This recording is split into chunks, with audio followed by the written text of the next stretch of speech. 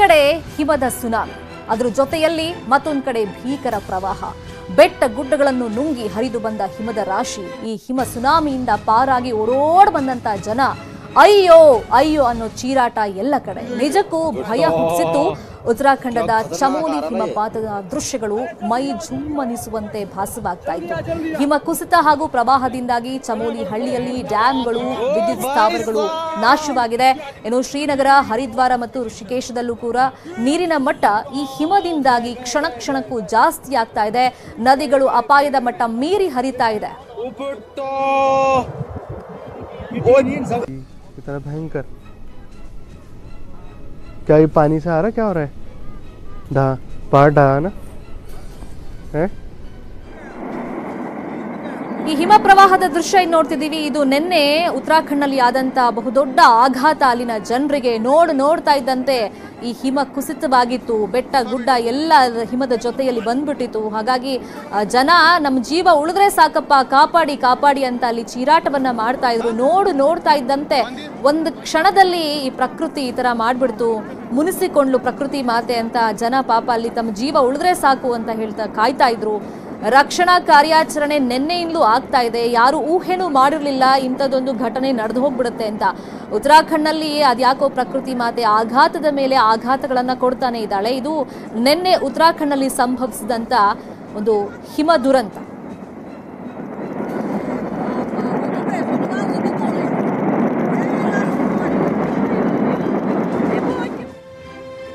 ನಿಜಕ್ಕೂ ದೊಡ್ಡ ಆಘಾತ, ಅದು ಹಿಮದ ಆಘಾತ ಉತ್ತರಾಖಂಡ್ನಲ್ಲಿ ಆಗಿರೋದು. ಇವತ್ತಿನ ಪರಿಸ್ಥಿತಿ ಹೇಗಿದೆ, ನಿನ್ನೆಯಿಂದ ಇವತ್ತಿನ ತನಕ ಅಲ್ಲಿ ಏನೆಲ್ಲ ಆಗಿದೆ, ಸೀನ್ ಬೈ ಸೀನ್ ದೃಶ್ಯಗಳನ್ನ ನಿಮ್ಮ ಮುಂದೆ ಇಡ್ತಾ ಹೋಗ್ತೀವಿ. ಒಂದೊಂದೇ ದೃಶ್ಯಗಳನ್ನು ಜೊತೆಗೆ ಅದಕ್ಕೆ ಎಕ್ಸ್ಪ್ಲನೇಷನ್ ಅನ್ನ ನಿಮ್ಮ ಮುಂದೆ ಈಗ ಇಡ್ತಾ ಇದ್ದೀವಿ ನಾವು. ಉತ್ತರಾಖಂಡ್ನ ಚಮೋಲಿ ಜಿಲ್ಲೆಯಲ್ಲಿ ಸಂಭವಿಸಿದಂತ ಭಾರಿ ಹಿಮಪಾತ, ಅದು ಅಂದ್ರೆ ಹಿಮಾಘಾತ ಆಗೋಯ್ತು. ದೃಶ್ಯ ಒಂದರಲ್ಲಿ ತೋರಿಸ್ತಾ ಇದ್ದೀವಿ. ಜನರಿಗೆ ಪಾಪ ಅಲ್ಲಿ ಊಹೆನೂ ಇರಲಿಲ್ಲ ಇಂಥದ್ದೊಂದು ಹಿಮದ ರಾಶಿಯಲ್ಲಿ ನಾವು ಸಿಲುಕ್ತೀವಿ ಅಂತ. ಮತ್ತೆ ಅಲ್ಲಿ ರಕ್ಷಣಾ ಕಾರ್ಯಾಚರಣೆನೂ ಅಷ್ಟೇ ಬರದಿಂದ ಸಾಗ್ತಾ ಇದೆ. ಸೊ ನಾವು ಎಲ್ಲಿ ಇದ್ದೀವಿ, ಏನಾಗ್ತಿದೆ ಅಂತ ಅಲ್ಲಿದ್ದಂಥ ಸ್ಥಳೀಯರಿಗೆ ಗೊತ್ತಾಗ್ಲಿಲ್ಲ. ಇನ್ನೊಂದು ಕಡೆ ಎಲ್ಲಿ ಜನ ಇರಬಹುದು, ಹಿಮದ ಅಡಿಯಲ್ಲಿ ಸಿಲ್ಕಾಕೊಂಡ್ಬಿದ್ದಿದ್ದಾರೆ. ಸೊ ಅದು ಎಲ್ಲಿ ಕಾಪಾಡಿ ಅಂತ ಧ್ವನಿ ಕೇಳಿಸ್ತಾ ಇದೆ. ಅಲ್ಲೆಲ್ಲ ಈ ರಕ್ಷಣಾ ಪಡೆ ಹೋಗಿ ಕಾರ್ಯಾಚರಣೆಯನ್ನ ಮಾಡ್ತಲೇ ಇದೆ.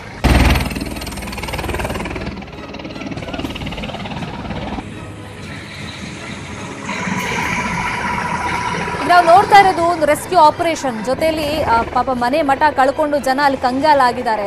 ಈಗ ಹೆಲಿಕಾಪ್ಟರ್ ಮುಖಾಂತರ ಎಲ್ಲ ಸಿಬ್ಬಂದಿ ಬರ್ತಾ ಇದ್ದಾರೆ, ITBP ಸಿಬ್ಬಂದಿ ಬರ್ತಾ ಇದ್ದಾರೆ. 9 ಹಳ್ಳಿಗಳ ಜನರಿಗೆ ಫುಡ್ ಕಿಟ್ ಎಲ್ಲ ವಿತರಣೆ ಮಾಡಿದ್ರು.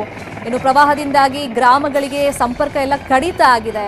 ಈಗ ITBP ಸಿಬ್ಬಂದಿ ಬೆಂಬಲ ಅದಕ್ಕೆ ಕೊಡ್ತಾ ಇದ್ದಾರೆ, ಪರಿಹಾರ ಸಾಮಗ್ರಿಗಳನ್ನ ಕೊಡ್ತಾ ಇದ್ದಾರೆ. ಸೇನಾ ತುಕಡಿ ರವಾನೆ ಕೂಡ ಅಲ್ಲಿ ಆಗಿದೆ. ಆ ದೃಶ್ಯವನ್ನ ತೋರಿಸ್ತಾ ಇದ್ದೀವಿ. ಅಂದ್ರೆ ತಮ್ಗೆ ಯಾರಾದ್ರೂ ಆಸರೆಯಾಗಿ ಯಾರು ಬರ್ತಾರೆ, ಯಾಕಂದ್ರೆ ತುತ್ತು ಅನ್ನಕ್ಕೂ ಈಗ ಪರದಾಡುವಂತ ಪರಿಸ್ಥಿತಿ. ಮನೆ ಮಠ ಎಲ್ಲವೂ ಕೂಡ ಪ್ರವಾಹ ಮತ್ತೆ ಹಿಮದ ರಾಶಿಯಲ್ಲಿ ಕೊಚ್ಕೊಂಡು ಹೋಗ್ಬಿಟ್ಟಿದೆ. ಈಗ ಯಾರಾದ್ರೂ ರಕ್ಷಣೆಗೆ ಬರ್ತಾರಾ ಅಂತ ಅಲ್ಲಿನ ಸ್ಥಳೀಯರು ಪಾಪ ಕಾಯ್ತಾ ಇದ್ದಾರೆ. ಇನ್ನು ದೃಶ್ಯ 3ರಲ್ಲಿ ತೋರಿಸ್ತಾ ಇದ್ದೀವಿ. ಇನ್ನೂ ಕೂಡ ಆರಿಲ್ಲ ನೆನ್ನೆಯ ನೋವು, ಇನ್ನು ಕಣ್ಣು ಮುಂದೆನೇ ಇದೆ ಆ ದೃಶ್ಯ. ಮತ್ತೆ ಆ ಕಂದಕಗಳ ನಡುವೆ ಒಂದೊಂದು ನೋವಿನ ಕತೆ ಕೂಡ ಅಡಗಿದೆ.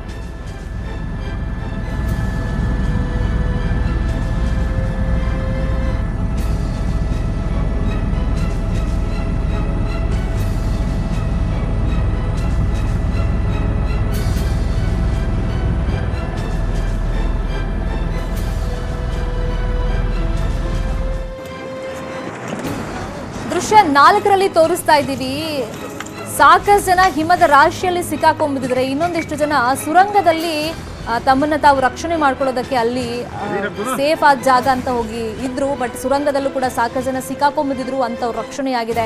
ಇಡೀ ರಾತ್ರಿ ಸುರಂಗದಲ್ಲಿ ಯಾರೆಲ್ಲ ಕಾಲ ಕಳೆದಿದ್ದಾರೆ ಅವರ ರಕ್ಷಣೆಯನ್ನ ಅಲ್ಲಿ ಸಿಬ್ಬಂದಿ ಮಾಡಿದ್ದಾರೆ. ಸುರಂಗದಲ್ಲೇ ಕಳೆದವರ ರಕ್ಷಣೆಯನ್ನ ಮಾಡಿ ಬಡ ಜೀವ ಬದುಕ್ತಪ್ಪ ಅಂತ ಹೇಳಿ ಅಲ್ಲಿ ಸುರಂಗದಲ್ಲಿ ಸಿಕ್ಕಾಕೊಂಡ್ಬಿದ್ದವರು ಒಂದು ಕ್ಷಣ ನಿಟ್ಟುಸಿರನ್ನ ಬಿಟ್ಟಿದ್ದಾರೆ.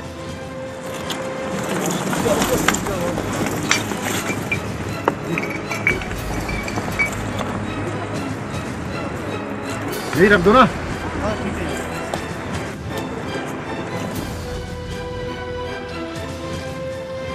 ಇನ್ನೊಂದು ಕಡೆ ನೋಡ್ತಾ ಇದ್ದೀವಿ, ಇನ್ನೂ ಕೂಡ ಅಧಿಕಾರಿಗಳು ರಕ್ಷಣಾ ಕಾರ್ಯಾಚರಣೆಯನ್ನ ಮಾಡ್ತಾ ಇದ್ದಾರೆ. ಸಾಕಷ್ಟು ಜನ ಸಿಬ್ಬಂದಿ ಏನಿದ್ದಾರೆ ಮತ್ತೆ ಅಧಿಕಾರಿ ವರ್ಗ ಏನಿದೆ ಅದು ಭೇಟಿಯನ್ನ ಕೊಡ್ತಾಲೇ ಇದೆ. ಈ ವೇಳೆ NDRF ಹಾಗೇನೆ ITBP ಸಿಬ್ಬಂದಿಗಳಿಂದ ಮಾಹಿತಿಯನ್ನು ಪಡ್ಕೊಂಡಿದ್ದಾರೆ. ಸ್ಥಳಕ್ಕೆ ವಿಸಿಟ್ ಮಾಡಿದಂಥ ಅಧಿಕಾರಿಗಳು ನಿನ್ನೆಯಿಂದ ಯಾವ ಥರ ರಕ್ಷಣಾ ಕಾರ್ಯಾಚರಣೆ ಆಗಿದೆ, ನಿನ್ನೆಯಿಂದ ಎಷ್ಟು ಮೃತದೇಹಗಳು ಸ್ಥಳದಲ್ಲಿ ಪತ್ತೆಯಾಗಿದೆ, ಮತ್ತು ಎಷ್ಟು ಜನರನ್ನ ರಕ್ಷಣಾ ಕಾರ್ಯಾಚರಣೆ ಮುಖಾಂತರ ಜೀವಂತವಾಗಿ ಹೊರಗಡೆ ತೆಗೆಯಲಾಗಿದೆ, ಮತ್ತು ಅವರಿಗೀಗ ತತ್ಕ್ಷಣಕ್ಕೆ ಊಟ ತಿಂಡಿ ವ್ಯವಸ್ಥೆ ಇರ್ಬೋದು, ವಾಸ್ತವ್ಯ ವ್ಯವಸ್ಥೆ ಇರ್ಬೋದು, ಅದನ್ನೆಲ್ಲ ಯಾವ ಥರ ಅಲ್ಲಿ ಅರೇಂಜ್ ಮಾಡಿದ್ದಾರೆ.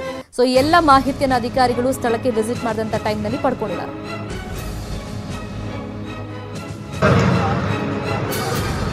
ದೃಶ್ಯ 6ರಲ್ಲಿ ತೋರಿಸ್ತಾ ಇದ್ದೀವಿ. ಭಾರತೀಯ ಯೋಧರು ರಕ್ಷಣಾ ಕಾರ್ಯಾಚರಣೆಗಾಗಿ ಶ್ವಾನವನ್ನ ಕರ್ಕೊಂಡು ಬಂದಿದ್ರು. ಕೆಸರಲ್ಲಿ ಹೂತಿರುವಂತಹ ಮೃತದೇಹವನ್ನ ಹೊರಗಡೆ ತೆಗೆಯೋದಕ್ಕೆ ಈ ಶ್ವಾನವನ್ನ ಕಾರ್ಯಾಚರಣೆಗೆ ಬಳಕೆ ಮಾಡಿಕೊಂಡ್ರು. ಯಾಕಂದ್ರೆ ಅದು ಹಿಮದ ರಾಶಿ ಮತ್ತೆ ಭಾರಿ ಪ್ರವಾಹ ಕೂಡ ಅಲ್ಲಿ ಬಂದಿದ್ರಿಂದ ಬೆಟ್ಟ ಗುಡ್ಡ ಅಲ್ಲಿ ಕುಸಿತ ಆಗಿತ್ತು. ಹಾಗಾಗಿ ಮೃತದೇಹಗಳು ಎಲ್ಲೆಲ್ಲಿ ಸಿಕ್ಕಾಕೊಂಡು ಬಿದ್ದಿದ್ದಾವೆ ಅದನ್ನು ಕೂಡ ಕಂಡುಹಿಡಿಯೋದಕ್ಕೆ ಸಾಧ್ಯವಿಲ್ಲ. ಅಕ್ಷರಶಃ ಅಲ್ಲೊಂಥರ ಆ ಬೆಟ್ಟ ಗುಡ್ಡ ಎಲ್ಲಿತ್ತು, ಮಣ್ಣಿನ ರಾಶಿಯಲ್ಲಿದೆ, ಹಿಮದ ರಾಶಿಯಲ್ಲಿದೆ, ಒಂದು ಅರ್ಥ ಆಗ್ತಿಲ್ಲ. ಹಾಗಾಗಿ ಇವಾಗ ಒಂದು ಈಸಿಯಾಗಿ ಕಂಡುಹಿಡಿಯೋದಕ್ಕೆ ಒಂದು ಟೆಕ್ನಿಕ್ ಅಂತಂದರೆ ಶ್ವಾನವನ್ನು ಕರೆತರೋದು. ಹಾಗಾಗಿ ಅಲ್ಲಿ ಭಾರತೀಯ ಯೋಧರು ಆ ಶ್ವಾನವನ್ನು ಕರ್ಕೊಂಡು ಬಂದಿದ್ದಾರೆ. ಮೃತದೇಹಗಳು ಎಲ್ಲೆಲ್ಲ ಅಲ್ಲಿ ಸಿಕ್ಕಾಕೊಂಡು ಬಿದ್ದಿತ್ತು ಅದನ್ನು ಈ ಶ್ವಾನ ಪತ್ತೆ ಮಾಡ್ತಾ ಇದೆ. ಮತ್ತು ಅಲ್ಲಿ ಏನು ಸಿಬ್ಬಂದಿ ವರ್ಗ ಇದ್ದಾರೆ ಅದನ್ನೆಲ್ಲ ಹೊರಗಡೆ ತೆಗಿತಾ ಇದ್ದಾರೆ. ಮತ್ತೊಂದು ಆಘಾತ ಅಂತ ಏನು ಅಂದರೆ, ಈ ಹಿಮಪಾತ ಹಿಮಘಾತ ಆದಾಗ ಈ ಡ್ಯಾಮ್ ಏನು ಕೊಚ್ಕೊಂಡು ಹೋಗಿತ್ತು ಮತ್ತಷ್ಟು ಅಪಾಯ ಆಗುವಂಥ ಚಾನ್ಸಸ್ ಇತ್ತು. ಹಾಗಾಗಿ ಇಮ್ಮಿಡಿಯೇಟ್ ಆಗಿ ಅದನ್ನು ಕೂಡ ರಿಪೇರಿ ಮಾಡೋದಕ್ಕೆ NDRF ಟೀಮ್ ಮತ್ತು ITBP ಸಿಬ್ಬಂದಿ JCB ಮೂಲಕ ಕಾರ್ಯಾಚರಣೆಯನ್ನು ಮಾಡ್ತಾ ಇದ್ದಾರೆ.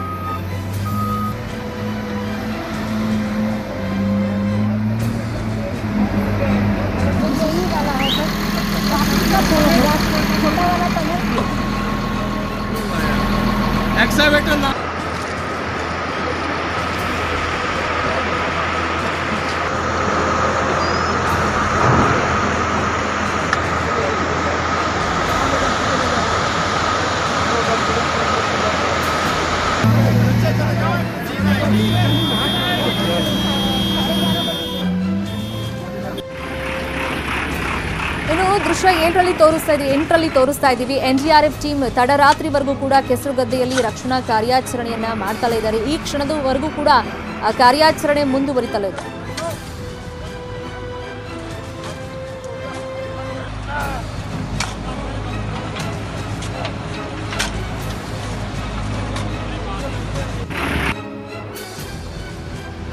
ದೃಶ್ಯ 9ರಲ್ಲಿ ತೋರಿಸ್ತಾ ಇದ್ದೀವಿ. ರಣಭೀಕರ ಹಿಮಪಾತಕ್ಕೆ ಚಮೋಲಿಯ ಡ್ಯಾಮ್ ಕೊಚ್ಕೊಂಡು ಹೋಗ್ಬಿಟ್ಟಿದೆ. JCB ಮುಖಾಂತರ NDRF ಮತ್ತೆ ಭಾರತೀಯ ಯೋಧರು ಕೂಡ ಕೈ ಜೋಡಿಸಿದ್ದಾರೆ. ಮತ್ತೆ ದುರಸ್ತಿ ಕಾರ್ಯಾಚರಣೆಯನ್ನ ಅಲ್ಲಿ ಮಾಡ್ತಾ ಇದ್ದಾರೆ.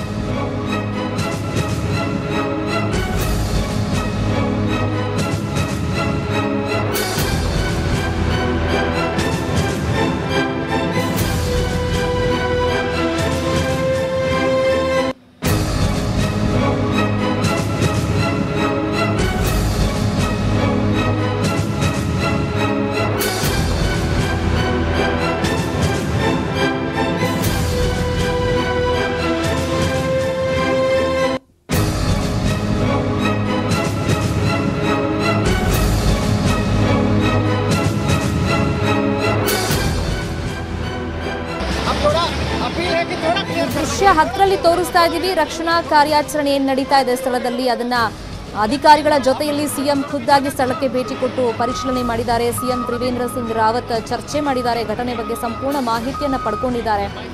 ಇಲ್ಲಿ ಇನ್ನೂ ಕೂಡ ಆತಂಕ ಇರೋದು ಡ್ಯಾಮ್ ದುರಸ್ತಿ ಕಾರ್ಯ ನಡೀತಾ ಇದೆ. ಮತ್ತೊಂದು ಈಗ ಇಲ್ಲಿ ಹಿಮಪಾತ ಆಗಿರೋದ್ರಿಂದ ಈ ನದಿಗಳ ನೀರಿನ ಮಟ್ಟ ಮತ್ತಷ್ಟು ಜಾಸ್ತಿ ಆಗ್ತಾ ಇದೆ. ಇದರಿಂದ ಮತ್ತೆ ಏನಾದರೂ ಪ್ರವಾಹ ಉಂಟಾಗುತ್ತಾ ಅಂತ ಹೇಳ್ಬಿಟ್ಟು ಈಗ ಸುತ್ತಮುತ್ತ ಮತ್ತಷ್ಟು ಆತಂಕ ಇದೆ. ಒಂದು ಮಾನವರೇ ಮಾಡ್ಕೊಂಡಿರೋದಿದು, ಅಭಿವೃದ್ಧಿ ಹೆಸರಲ್ಲಿ ಈ ಥರ ಎಲ್ಲ ಮಾಡಿರೋದ್ರಿಂದನೇ JCB ಮುಖಾಂತರ ಮಣ್ಣು ಅಗ್ದಿರೋದ್ರಿಂದ, ಬೆಟ್ಟ ಗುಡ್ಡಗಳನ್ನು ಅಗ್ದಿರೋದ್ರಿಂದ ಈ ಥರ ಆಯಿತು ಅಂತ. ಇನ್ನು ಚಮೋಲಿಯಲ್ಲಿ ರಕ್ಷಣಾ ಪಡೆ ಏನು ಬೀಡ್ಬಿಟ್ಟಿದ್ದಾರೆ. ಸುರಂಗದ ಒಳಗಡೆ ಹೋಗೋದಕ್ಕೆ ಸ್ವಲ್ಪ ಪರದಾಟ ಆಯಿತು. ಸೇನೆ ಮತ್ತು ಪೊಲೀಸರು ಹರಸಾಹಸ ಪಟ್ಟರು. ಹೇಗೋ ಕೊನೆಗೂ ಸುರಂಗ ಕೊರೆದು ಒಳ ನುಗ್ಗೋದಕ್ಕೆ ಒಂದು ದಾರಿಯನ್ನ ಮಾಡಿಕೊಂಡು ಕಾರ್ಯಾಚರಣೆಯನ್ನ ಮಾಡ್ತಾ ಇದ್ದಾರೆ. ಇಲ್ಲಿವಾಗ ಬದುಕಿ ಉಳಿದವರನ್ನ ಪತ್ತೆ ಹಚ್ಚಿ ಅವರನ್ನ ಜೀವಂತವಾಗಿ ಹೊರಗಡೆ ತೆಗೆಯೋದೇ ಒಂದು ದೊಡ್ಡ ಮಟ್ಟಿನ ಸವಾಲಿನ ಕೆಲಸ ಅಲ್ಲಿ ಇರುವಂತಹ ಸಿಬ್ಬಂದಿಗೆ. ಮತ್ತೆ ಹಿಮಘಾತದ ಸಂತ್ರಸ್ತರಿಗೆ ಆಹಾರದ ಕಿಟ್ ಕೂಡ ಪೂರೈಕೆ ಮಾಡಬೇಕಾಗುತ್ತೆ. ಐಟಿಬಿಪಿ ಪೊಲೀಸರು ರಕ್ಷಣಾ ಸಾಮಗ್ರಿಯನ್ನ ಪೂರೈಕೆ ಮಾಡ್ತಾ ಇದ್ದಾರೆ. ಅದಕ್ಕೋಸ್ಕರ ಹೆಲಿಕಾಪ್ಟರ್ಗಳನ್ನು ಕೂಡ ಅಲ್ಲಿ ಯೂಸ್ ಮಾಡ್ಕೊಳ್ತಾ ಇದ್ದಾರೆ.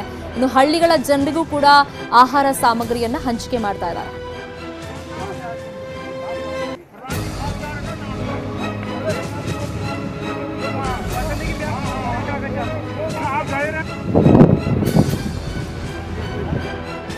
ನಮ್ಮ ನ್ಯೂಸ್ 18 ಪ್ರತಿನಿಧಿ ಚಮೋಲಿಯಿಂದ ಪ್ರತ್ಯಕ್ಷ ವರದಿಯನ್ನು ಕೊಟ್ಟಿದ್ದಾರೆ. ಸದ್ಯ ಚಮೋಲಿಯ ಚಿತ್ರಣ ಹೇಗಿದೆ ನೋಡೋಣ. रविवार की सुबह जोशीमठ के तपोवन के नजदीक मौत का सैलाब आया और एक साथ कई जिंदगियों को लील गया। अभी भी रेस्क्यू ऑपरेशन यहां पर चल रहा है। लगभग 15 मीटर के आसपास ये मलबा और इस मलबे में अभी भी कई लोगों के दबे होने की आशंका है। एनडीआरएफ, एसडीआरएफ, मिलिट्री, प्रधानमंत्री नरेंद्र मोदी, खुद मुख्यमंत्री त्रिवेंद्र सिंह रावत मॉनिटरिंग कर रहे हैं कि यहां पर किसी तरीके से राहत पहुंचाई जाए। मेरे साथ कुछ लोग यहां पर प्रत्यक्षदर्शी मौजूद हैं। क्या स्थिति थी कल उस वक्त पे? कल तो बहुत स्थिति खराब था सर। बड़ी मुसीबत से तो जो आदमी भाग पाए वो भाग पाए, नीचे वाले अपने मौत का तमाशा देख रहे थे कि हम बचेंगे कि नहीं बचेंगे। मगर मेरे के वैसे देखते देखते सर पानी में ऐसे बह गए जैसे हाँ ताश के पत्ते डूबते उस तरह से डूब दहते दहते चले गए। सर में टोपी ऐसे दिख रहा है और बह रहा है। हम लोग खुद देख के उन लोगों को पता भी नहीं चला कि क्या हो रहा है। सर जब पानी चला, जब इधर से जब भरने लगा ना तो किसको भी 1 मिनट के अंदर में पूरा ये भरा हुआ, 1 मिनट के अंदर में भरा है। 1 मिनट में सर भरा। 1 मिनट का टाइम था जो हम बचे, जहां से हम भागे 1 मिनट का बस इतना बस 1 मिनट में बचे हुए पूरी। सर मेन गेट ये है हम तो यहाँ पर सर, ये सामने वाले मेन गेट है और इसी गेट से आदमी भागेगा और उसी गेट से पानी चला है तो किधर से आदमी जाएगा। यहाँ से अगर चढ़ने में नीचे से यहाँ से आते आते ना उनको फिर पीछे ही भगा के ले गया आदमी को।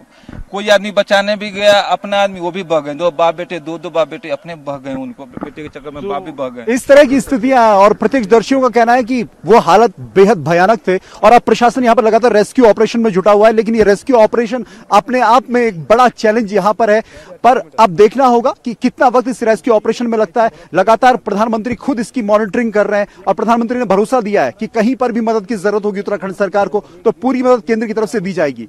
कैमरा पर्सन दीपक उपाध्याय के साथ दीपांकर भट्ट, न्यूज 18 केरला। ಉತ್ತರಾಖಂಡ್ನಲ್ಲಿ ಹಾನಿಗೊಳಗಾಗಿರುವಂತಹ ಮತ್ತಷ್ಟು ಪ್ರದೇಶಗಳ ಗ್ರೌಂಡ್ ರಿಪೋರ್ಟ್ ನಿಮ್ಮ ಮುಂದೆ ಇರ್ತೀವಿ ಒಂದು ಬ್ರೇಕ್ ಆದ್ಮೇಲೆ.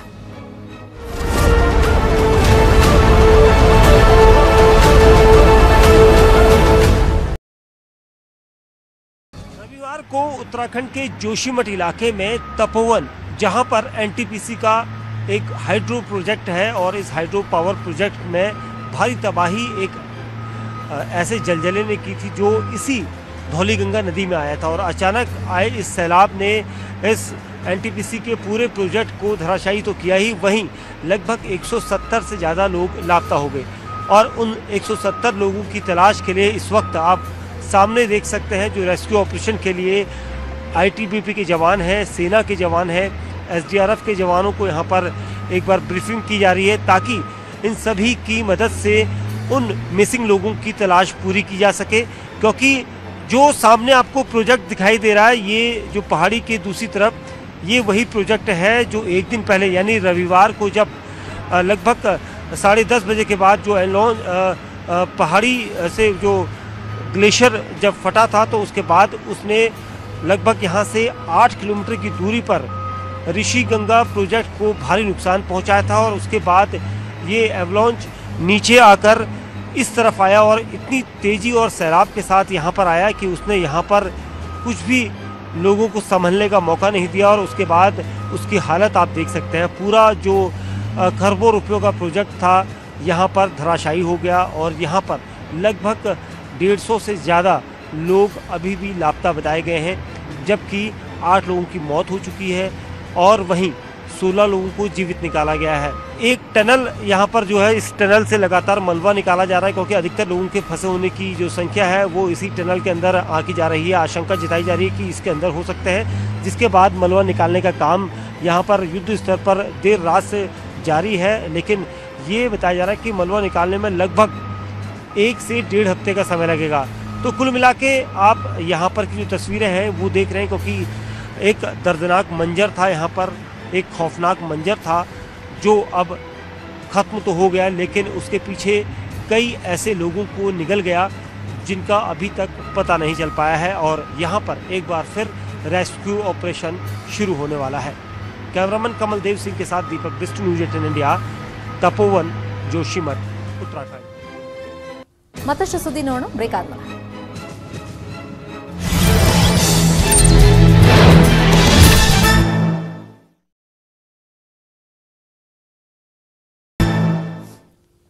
ಮಕ್ಕಳ ಪ್ರತಿಭೆ ನೋಡ್ತಾ ಇದ್ರೆ ಕೆಲವೊಮ್ಮೆ ಎಂತವರಿಗೂ ಆಶ್ಚರ್ಯ ಆಗುತ್ತೆ. ಮಕ್ಕಳ ಆತ್ಮಸ್ಥೈರ್ಯ ಹೆಚ್ಚಿಸ್ತಾ ಇದೆ ನ್ಯೂಸ್ 18ನ ಬೈಜೂಸ್ ಯಂಗ್ ಜೀನಿಯಸ್ ಕಾರ್ಯಕ್ರಮ. ಪ್ರತಿ ಶನಿವಾರ ರಾತ್ರಿ 8 ಗಂಟೆಗೆ ಪ್ರಸಾರ ಆಗ್ತಾ ಇದೆ ಬೈಜೂಸ್ ಯಂಗ್ ಜೀನಿಯಸ್ ಸೀರೀಸ್ನ ಹೈಲೈಟ್ಸ್ ನಿಮಗಾಗಿ.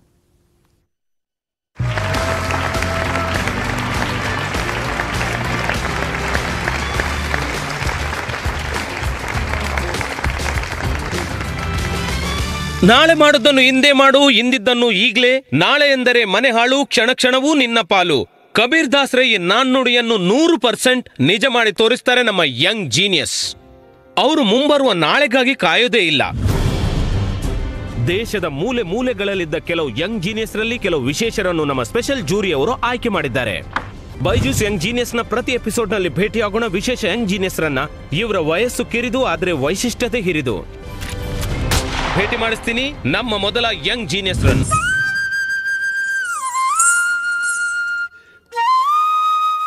ನನಗೆ ಸ್ಟೇಜ್ ಮೇಲೆ ಪರ್ಫಾರ್ಮ್ ಮಾಡಲು ತುಂಬಾ ಇಷ್ಟವಾಗುತ್ತೆ. ನನ್ನ ಹೆಸರು ಶ್ರೀನಿಕಾ, ನನಗೆ 10 ವರ್ಷ ವಯಸ್ಸು. ನಾನು ಒಬ್ಳು ಒಡಿಸಿ ಕ್ಲಾಸಿಕಲ್ ಡ್ಯಾನ್ಸರ್ ಮತ್ತೆ ನಾನು ಬೆಂಗಳೂರಿನವಳು.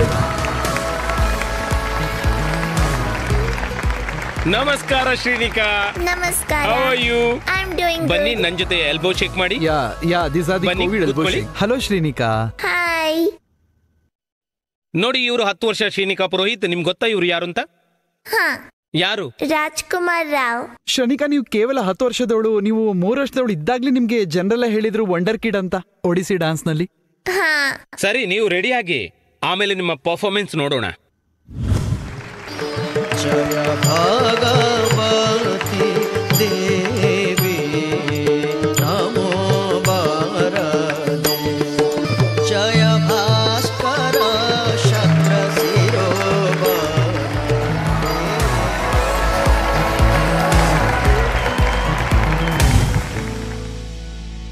ಎಷ್ಟು ಸಲೀಸಾಗಿ ನೀವು ಮಾಡ್ತೀರಾ. ಅದಕ್ಕೆ ನಿಮ್ಗಾಗಿ ಒಂದು ಸ್ಪೆಷಲ್ ಇದೆ, ದ ಬೈಜೂಸ್ ಟ್ರೋಫಿ. ತುಂಬಾ ಮಜಾ ಬಂತು ನಿಮ್ ಜೊತೆ ಮಾತಾಡಿ. ಬನ್ನಿ. Thank you.